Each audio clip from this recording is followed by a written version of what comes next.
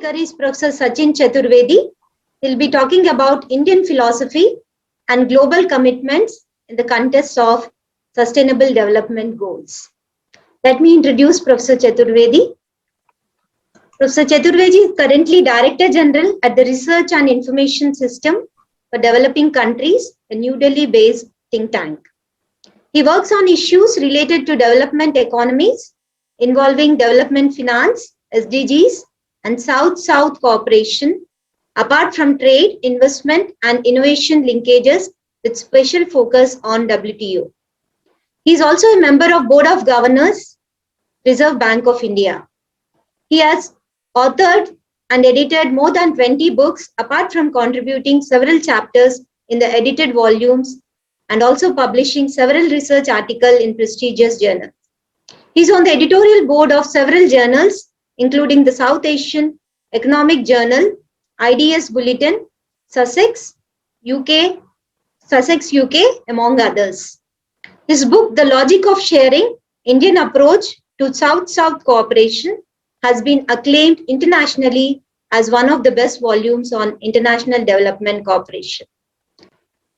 He was a Global Justice Fellow at Yale University and served as a visiting professor at JNU and was a Developing Country Fellow at the University of Amsterdam, visiting fellow at the Institute of Advanced Sciences, Shimla, and visiting scholar at the German Development Institute. Professor Chaturvedi has taken keen interest in building of institutions and in launching of networks. He is credited with the launch of Network of South Think Tanks and Forum for Indian Development Cooperation. He has also credited Delhi Process, a major forum for exchange of ideas on South cooperation, South-South cooperation. So with this, I'll hand over the platform to Professor Sachin. Yeah, Professor Sachin, kindly share your screen and start the presentation. Thank you. Thanks, Dr. Vishalakshi, and thanks, Professor Ramesh Goyal, for giving me this opportunity. It's a great pleasure joining, and some of the lectures that I could hear yesterday and today absolutely amazing in terms of the bandwidth and also in terms of getting the ideas. I hope you can see the PowerPoint now. Yes. Could you put it in slideshow mode? Very good. Yeah. Yeah. Very good. So thanks a lot, Dr. Vishalakshi. I'm also very thankful to Dr. Ajanta, who in the beginning could lay out the broad canvas and the roadmap that we are thinking of. Yesterday, Gaurang Dasji made a very important presentation on SDGs and did discuss issues that are of great significance when we are bringing in. Being a student of international trade and economics, we have seen several Indian commitments, particularly global commitments, where conflicts have come up, like, for instance, in World Trade Organization, the employment constraints came in, the huge imports came in, and a lot of Indian industries were wiped out, and several things have happened with various different kinds of international commitments.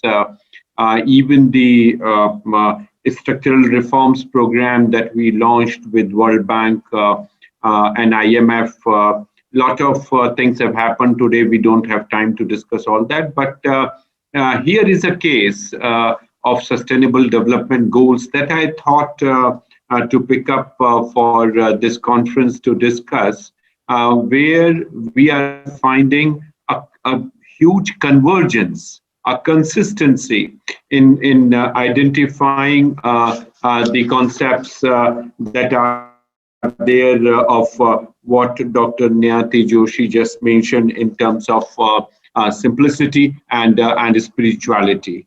And that, I think, gives us the scope in terms of identifying how we are actually trying to bring in the Vedic scientific tradition that offers plethora of technological solutions, and also the great treasure house that we need to work out. And that, I think, brings in SDGs, the Sustainable Development Goals of the United Nations, very, very closely to us.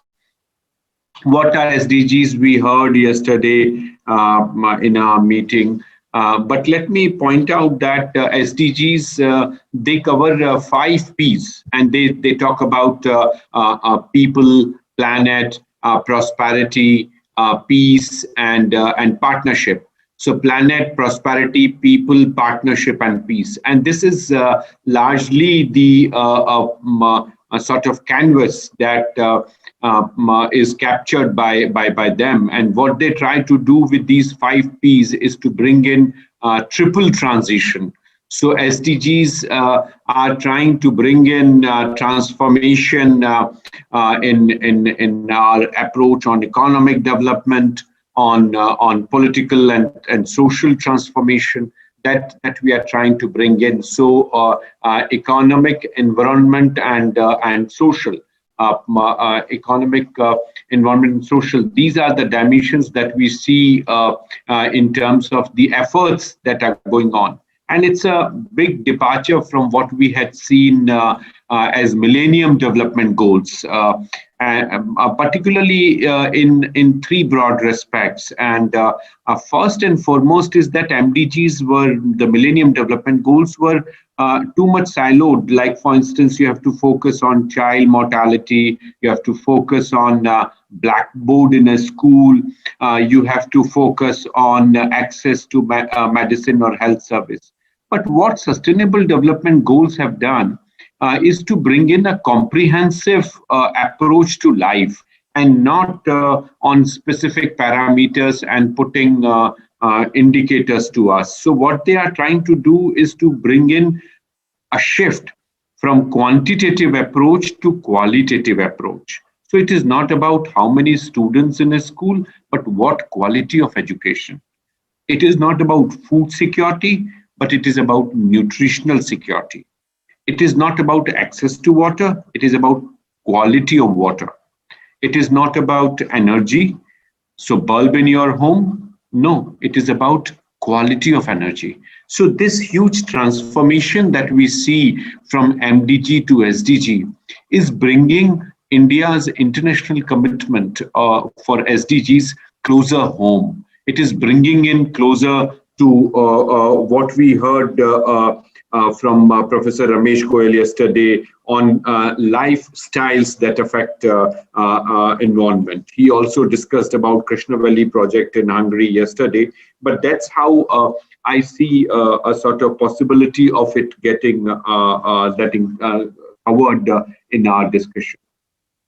The idea, if you look at in SDGs, is about the 8 goals that are there. And these 8 goals are the first 8 of 17 goals. They cover basically what were the coverage issues in MDGs. So they cover issues that are of significance in terms of poverty alleviation, education, gender equality, child, maternal health, environment sustainability, reducing HIV/AIDS, but building global partnerships, etc.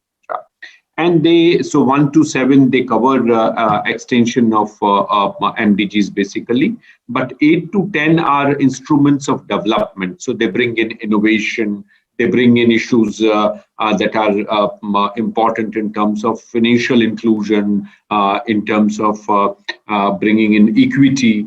And then 11 to 17 are our framework of sustainability. And that, if you see, is trying to bring in the ideas that are related to comprehensiveness. And all the goals are not independent of each other. They are related. Like, for instance, I have picked up just one point to show how agriculture sector is covered. So some people may say that goal 2 covers nutrition and food security, but that's not exactly the case. If you look at agriculture, it is being covered by so many other goals which are of so much significance. The poverty-related goals, so goal 1 or goal 2, of course, is the mother goal for agriculture. But then goal 6 is about water. So the idea that SDGs bring in is that when you are thinking of agriculture, think of water, think of layers of energy, think of climate change, think of marine resources, what the agriculture outflow of water is. We heard today earlier this evening, Adhuda Madas ji mentioned about Krishna as a playful environmentalist. So that's the kind of agriculture where people can bring in the idea of environmental values. You can bring in sustainable, inclusive economic growth with high value added footprint.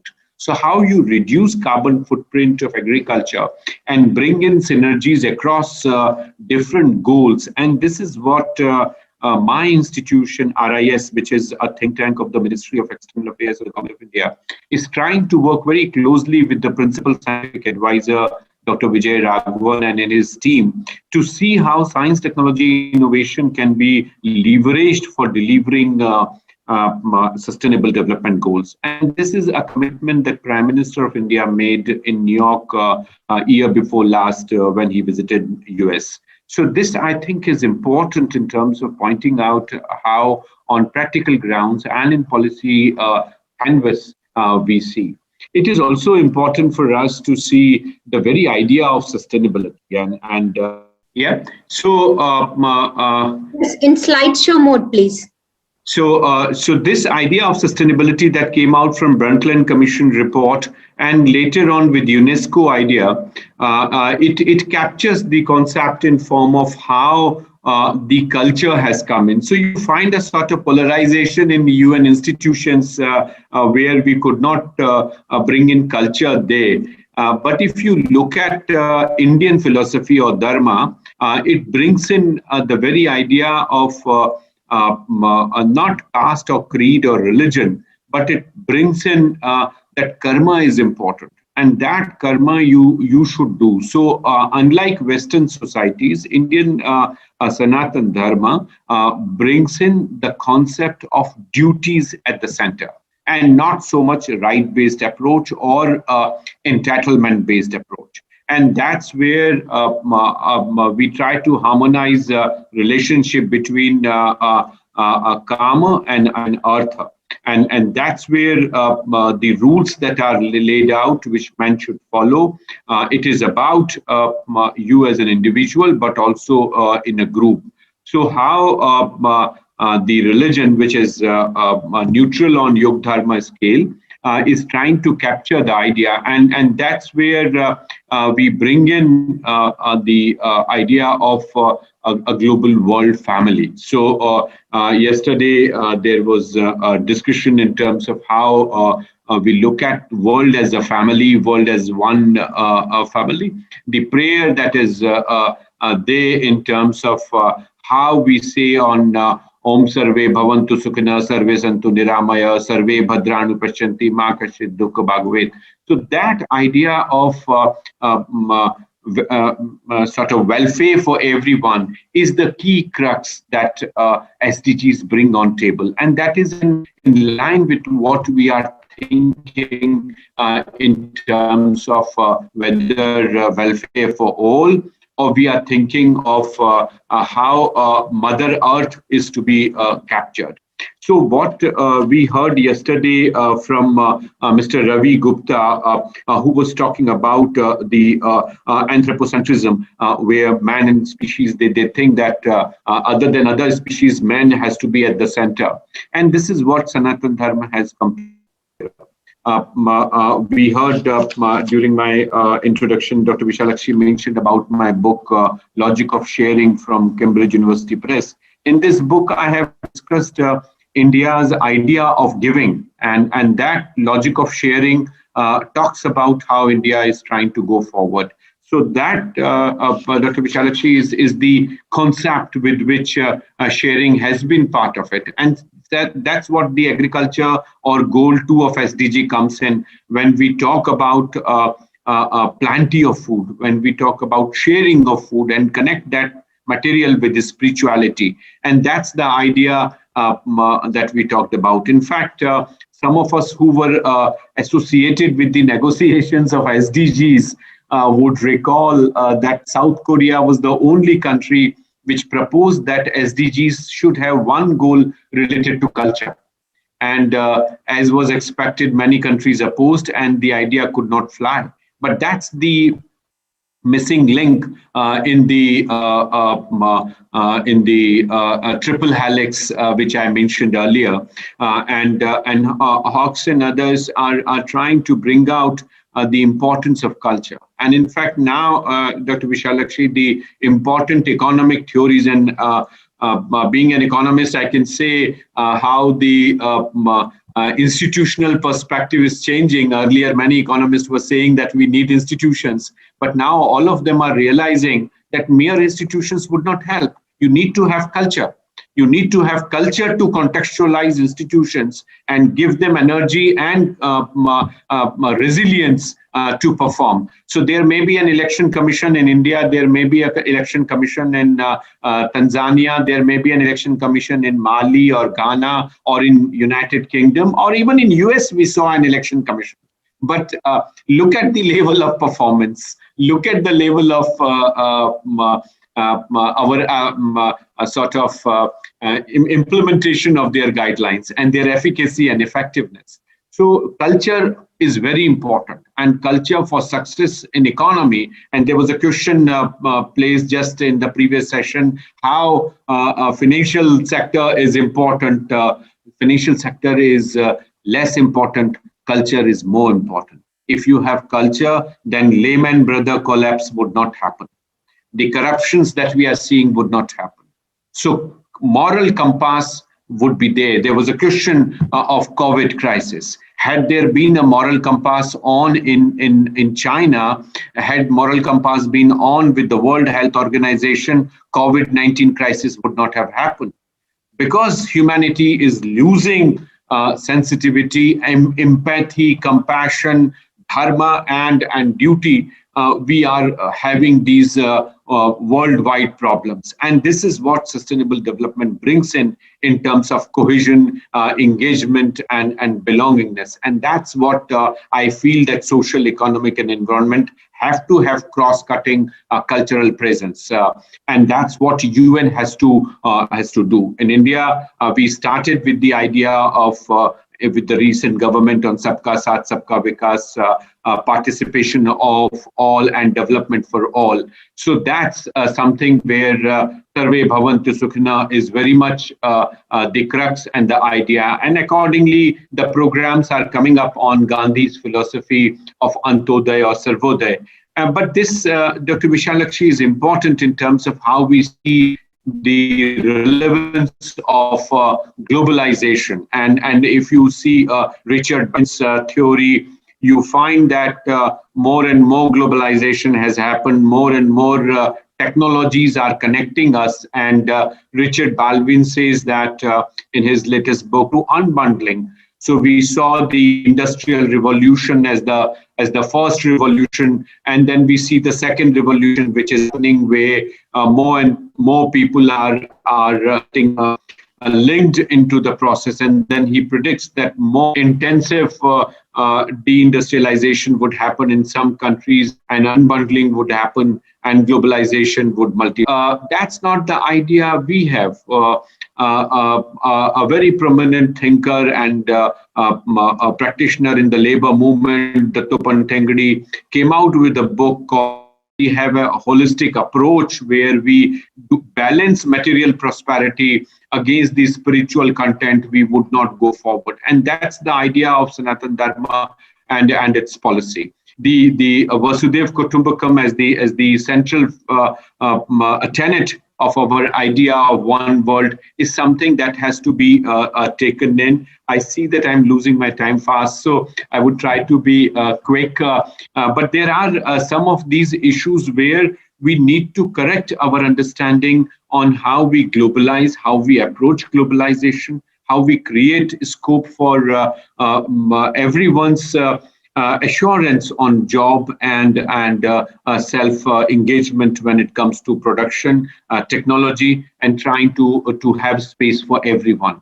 So the growth that has happened has created a disbalance in ecosystem where human species are thinking that they are at the center and they have the right to live. And as a result, we are losing many other species across the world, and that's where we need to see how the idea of excessive consumption, pollution, as Shriman Anuttam Das ji showed the photograph in the backdrop of the Taj Mahal was so clear in terms of what we are doing with the rivers. So that's where we need to work it out, and we need to see how issues are in terms of our consciousness. And that's where a lot of us are now working in terms of changing the approach. Like, for instance, in 1930s, we adopted the idea of gross domestic product, GDP, which is so much money-centric. And as a result, the whole process is how much economic size is expanding, you measure GDP. Now, from our institute, RIS, we have proposed that the idea of well-being should come in. So you should have a global wellness index. So measure people's balance with their resources around them, measure what is environmentally sustainable and is not contributing to carbon footprint. That should be your scale of progress, and not the global gross domestic product. So if you have to change several ideas, and that's where globalization is to be revisited. And that's why I'm saying that international commitments are there, but we need to work out and we need to revisit the idea of development. We need to see what development model we follow. If we follow the idea of ethics, politics as one basket, where, as I said, moral compass is important. Moral compass is important for economics. It is important to continue with culture and ecology together for justice and humanity. So these factors are interdependent, and they bring in India's international commitment, but global commitment on how we are going to go forward. My institute is very closely involved in India's presidency of BRICS, which is right now in this year, and for G20 presidency in the coming years. So some of these elements should become part of our narrative, our discussions in terms of access, equity, inclusion, ethics and governance, connecting with our oceans, the raw material that we see, and responsible research and innovation that are there. And if you see the whole plethora of issues where Indian traditional system would have identified, we need to revisit the idea of economic development. We need to revisit how our international commitments, be that with World Bank or IMF or many other donors to India, we would have to see this balance that is there at various levels, and we create a space for various actors. I'm so glad that in the previous session the aparigraha was mentioned, and that's where Indian philosophy is different. It is different in terms of compartmentalized thinking, what World Bank, IMF, the Washington Consensus has given us, then the integrated thinking that we have, and man, not just a material being, but man with intellectual and well-being part of it. So Artha Kama, but driven by the Purushartha, and also happiness for oneself, for happiness for all. So instead of individual being at the center, the society and the larger idea of engaging with everyone. So that, I think, is important. Just last a few lines.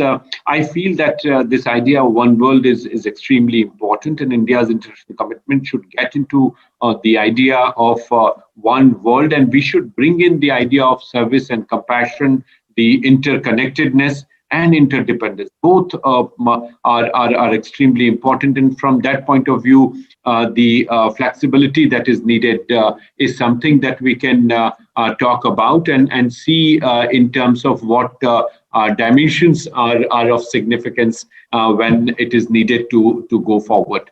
And so, with these words, Professor Vishalakshi, I would stop here. Thank you. Thank you, Professor Sachin. I do agree with you that the values and the moral compass should be a part for effective implementation. And thank you so much for giving an exhaustive presentation on Indian philosophy and its global commitments.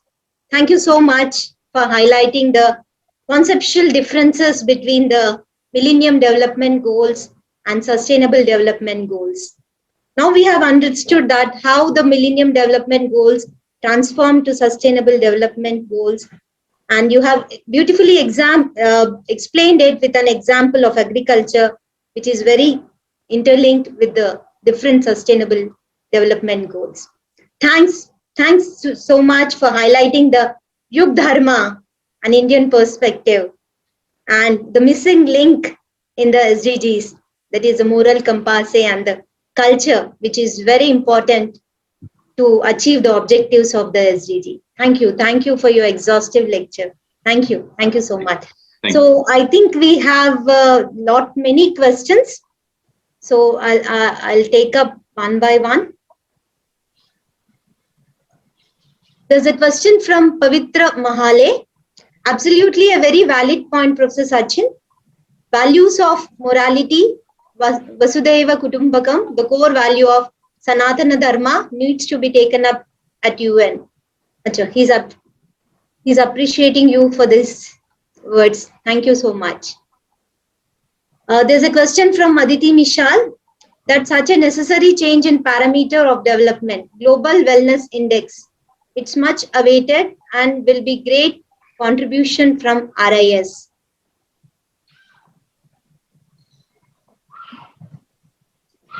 Thank you. I think Dr. Vishalakshi, I have just posted the website of RIS. So those who are interested in tracking down our work in SDGs and on this index, they can visit our website.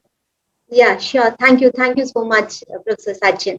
There's one more question from Aditi Mishal. With sheer numbers, we have a lot of competition in India. How can we make available more opportunities for young minds who want to create change? I think first and foremost, we would have to articulate what kind of change actually we are looking at, what dimensions. And I think there is now the COVID crisis and the consistent lockdowns have made it very clear that without environment protection, there is no change possible. And change is required in our lifestyle. The change is required in terms of what we should have been doing and what we are doing now. And that, I think, requires a huge metamorphosis in our approach of development, of how we bring in what in last 3 lectures we have discussed, the idea of simplicity and spirituality. And that, I think, would be the basis for us, how we consume less. And there are a lot of stories of Buddhist monks who were penalized in Thailand for preaching aparigraha. US was opposing this with Thai government of stopping these monks to spread these kind of ideas of consuming less.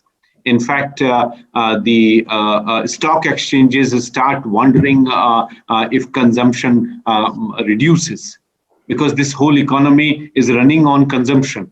So we would have to see that this change in our mindsets happen.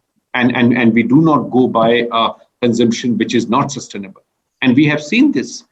All full of our almirahs with so much wardrobe, so rich wardrobe, you can't go out anyway. So much is our loss. So I think my youngsters can bring in this mega change that is required. Yes, absolutely, Professor Sachin. There's a question from our previous speaker, Dr. Joshi. He says that the definition of development includes culture. What is your comment? Absolutely. That's what I was saying, that India's development paradigm has missed out on culture. And we think that culture is religion, and religion is in a secular state to be kept out, which is so a misconcept that we have propelled and have absorbed for our own policy making. Culture is the base, culture is important, and culture has to be woven in our national institutions. Culture is not religion. Culture is our faith in terms of how we bring in the idea of simplicity and spirituality. You may follow any religion, but simplicity and spirituality are not political in the sense that we see religion in. So I think it is important for us to bring in culture. In fact, now, as you would appreciate, several studies coming out by economists who are saying that for any effective institution building, you need to have culture as a important component. Unfortunately, economists based in the United States of America have completely rejected this idea. They have never believed in it. They have been leading what is called as monetarist school, and they believe that this monetarist school can bring in change because you believe in monetary theory, the Chicago school. And the Chicago school has been saying that if you bring in macroeconomic variables in shape, economic growth can happen. And what are these macroeconomic variables? These are GDP, the balance of payment, foreign exchange, inflation. So just keep all of them in order and economic growth would happen. The second school came from structuralists, that you change the structure and the growth would happen. India, according to Sanatan Dharma, was saying that culture is the crux. Bring in harmony in social, economic, and environment along with culture as a pivot. We neglected that. We followed from 1991 economic reforms, the monetarist school, the prescription of the World Bank and IMF. And before that, we were trying the outdated Russian model of state-led intervention. And we have collapsed. Now time has come that with climate change, we are realizing that until and unless each individual is responsible, each citizen is responsible, things would never change. You throw out, as Shriman Artam Dasji was saying, that you throw out from train whatever you are consuming, and you would have plastics piled all across. So we need cultural change, we need change in our thought process, and that can happen only when each citizen is worked upon, and we inspire, motivate, and bring in the idea of a collective action and collective commitment for public goods that are being created. So we cannot follow what US has done. US development model has done whatever they had to do. China has done whatever China had to achieve. If India has to progress, India has to progress with culture, and culture can only transform. No military power like China and no capital power like US can do that for us. We would have to realize the centrality of culture, and that can only bring in the change. And as you rightly said, Dr. Niyati Joshi, it is about spirituality and it is about simplicity. And that's where the domain of culture would come in our growth process and in our paradigm of economic development. Absolutely. Wonderful. This is Ramesh Sachin. Wonderful points. Just a couple of comments and any question. Anupma, Sriman Anupma Das said, excellent point about culture transformation actually in the chat box.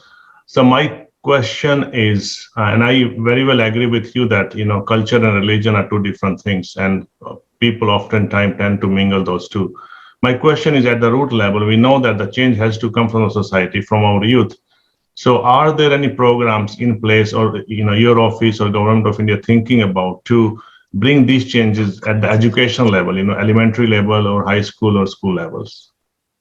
Absolutely right, Professor Goyal. If you look at the new education policy, there is a huge space for bringing in spirituality, bringing in centrality of our individual thought processes. So new windows are being created. Of course, as you know, this government has several well-wishers who are in different political parties which are not in power, and some of them are in some states. So they have been opposing the idea of bringing in culture on name of religion and then mix up the two. But I think the education policy would be an important instrument to, as I said in the beginning, to work upon our young citizens. to focus on our young children in the schools, to emphasize upon the idea of responsibility of citizens. And this, I think, is a cultural change that we require. And this change has not happened. And that's where the character building of the nation is of importance. I hope this new policy, education policy, would not remain a policy. It would be implemented. And if it is implemented with full earnestness, I'm sure it would have all the windows to bring in this change. Wonderful point. Thank you so much. Thank Yes, you. Professor Sachin. Thank you, Professor Sachin. Thank you. Thank you so much. So